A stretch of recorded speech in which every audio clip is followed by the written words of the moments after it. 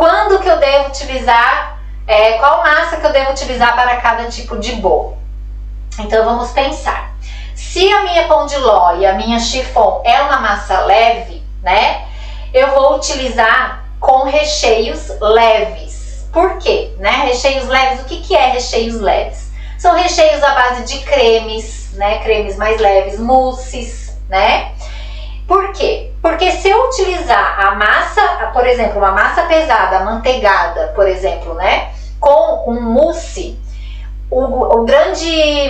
a grande chance aí do teu bolo não chegar inteiro na mesa do cliente é grande, né? Por quê? Porque o peso da massa vai afundar na mousse, né? E vai acontecer da tua mousse vazar.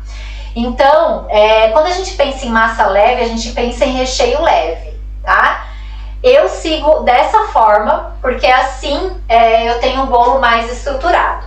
Agora, se eu vou escolher uma massa manteigada, eu vou pensar num recheio mais pesado, porque a massa manteigada é uma massa mais pesada, como a massa à base de óleo, né? Então, por exemplo, o que é um recheio pesado? Brigadeiro, né, no ponto correto, uma ganache, né, no ponto correto. Esses são recheios mais pesados, né, que a gente consegue utilizar com esse tipo de massa e consegue fazer bolos altos, né, de andar. Então a massa manteigada e a massa à base de óleo é para fazer bolos mais altos, bolos de andar, né, que tem uma maior estrutura, sempre utilizando recheios mais pesados também, né, que não vai fazer com que a massa aí afunde no recheio leve, ou ao contrário, se eu usar aí um recheio pesado com uma massa leve, a chance do recheio afundar dentro da massa é grande também, tá?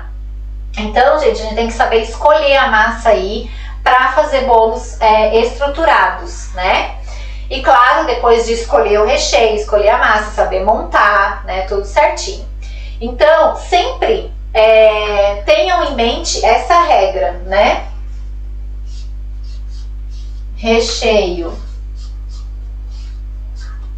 leve, com massa leve, e recheio pesado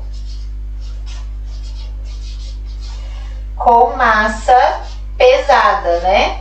Massa estruturada, que é a amanteigada e a massa à base de óleo.